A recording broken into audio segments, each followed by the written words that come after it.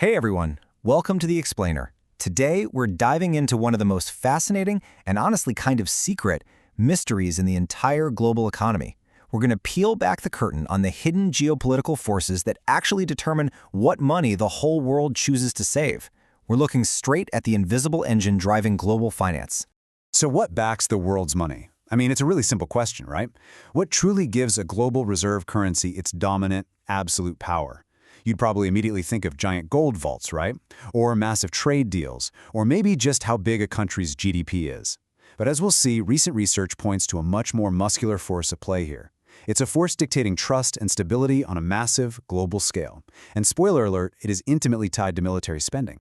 Okay, real quick, before we get into the geopolitical drama, let's just make sure we're on the same page. Foreign exchange reserves, or FER. Think of these as the world's giant piggy banks. Basically, they're deposits of foreign currencies held by central banks and monetary authorities. And why do countries hoard other nations' money?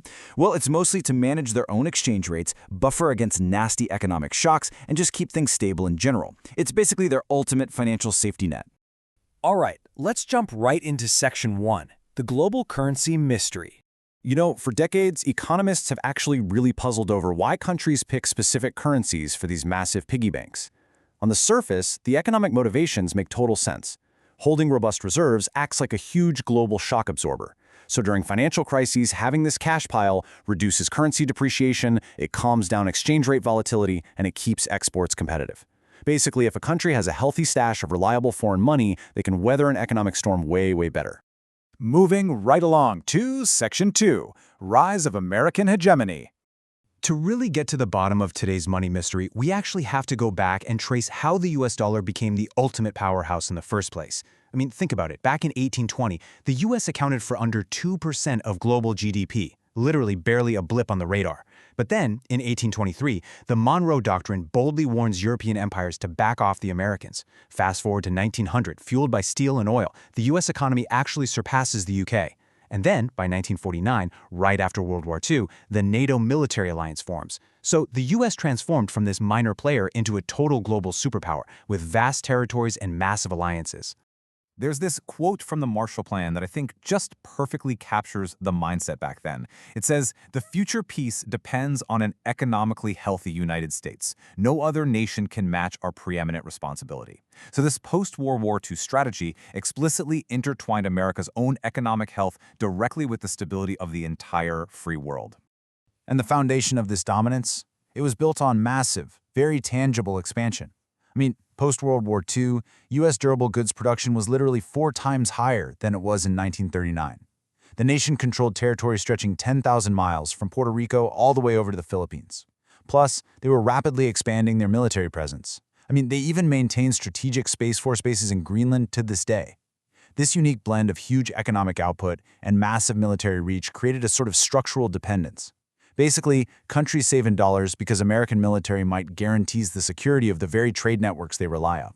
Which brings us to Section 3, Mars versus Mercury. So when researchers try to figure out why one currency dominates over the others, they look at 2 totally fascinating, competing theories. First, you have Mercury, the Roman god of commerce. This is your traditional economic view, where countries pick a currency based on transaction costs, liquidity, safety, inflation forecasts, all the usual financial stuff. But then you have Mars, the god of war. The Mars hypothesis argues something very different.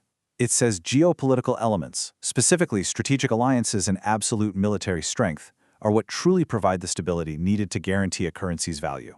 And when researchers actually tested these 2 hypotheses against each other, they found a staggering number: 0.96. Guys, this represents the minimum R-squared correlation, showing that for the last 20 years, among Western economies, military spending is vastly, almost inextricably intertwined with a country's currency share in global reserves. It's an absolutely massive link. When researchers ran advanced statistical models to factor out overlapping economic variables, they found something kind of incredible. Take a look at the coefficients here on the left. For Western currencies, military spending is actually a significantly stronger predictor of a currency's reserve share than GDP is. The data is loud and clear. Military spending dictates the financial equilibrium way better than just basic economic size. The Mars hypothesis is winning. Let's move to Section 4, the Chinese RMB anomaly. Okay, so in any robust data set, you always have to check out the outliers, right? And there is an incredible imbalance going on right now with the Chinese renminbi. China makes up roughly 17% of the global nominal GDP. They have a massive economy and a rapidly growing military. And yet, their global reserve share sits at under 3%. According to the Mars hypothesis and those regressions we just talked about, this currency is drastically underrepresented in the global financial network. The source study actually uses a really evocative quote to explain the friction this kind of imbalance naturally creates. They say, "There is no place on Earth where tigers and lions live together because they are predators of the same level." Now, speaking completely impartially here, this just beautifully illustrates a kind of natural law in geopolitics. When two massive powers reach economic parity, intense friction is practically inevitable as the dominant power tries to hold on to its top spot. But the data tells us the RMB isn't just staying static. If you look at yearly data since 2016, it demonstrates that the Chinese currency is steadily converging. It's actively creeping upward, essentially correcting toward that expected balance between military spending, GDP, and foreign exchange reserves that we are already seeing in Western countries. All right, Section 5, Geopolitics and De-dollarization. So, how do geopolitical friction and military strategy actually trigger a shift away from the dollar in real time? Well, notice China's holdings of U.S. treasuries. Over the last decade or so, as tensions have obviously risen, China has been steadily and rapidly ditching dollars from its foreign reserves. It's a highly calculated strategic decoupling. They are basically trying to insulate their own economy from the influence of a rival power. And an even more extreme example of this is Russia's U.S. Treasury holdings. Look at this severe, abrupt collapse that started back in 2014. It shows exactly what happens when military actions or completely severed geopolitical ties prompt international pushback. Nations will actively purge the dominant currency from their reserves so they can't be leveraged or just entirely frozen out of the financial system. Researchers synthesized all of this into a really cool network theory model. Basically, it works like a mathematical feedback loop in 3 key steps. Step 1. A rival country's GDP and military grow to a point where they can legitimately challenge the global hegemon. Step 2. The hegemon, who naturally wants to protect its top spot, imposes geopolitical tools.